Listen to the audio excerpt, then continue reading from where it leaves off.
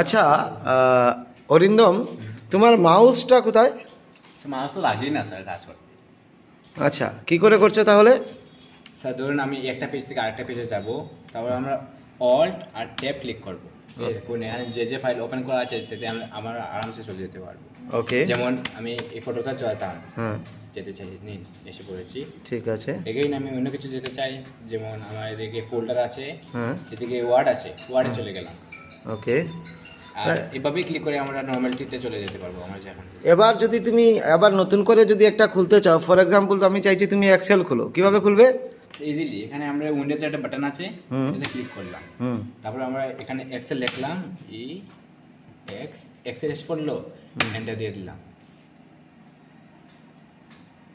ওকে, এবার এক্সেল খুলে আছে, আমি চাইছি তুমি আবার তোমার যে কোডিংটা করছিলে ভিএস কোডটা ওপেন করো, কি করে করবে? স্যার ইজিলি চলে যেতে হবে, এই দেবো। আচ্ছা, ভেরি গুড অরিন্দম।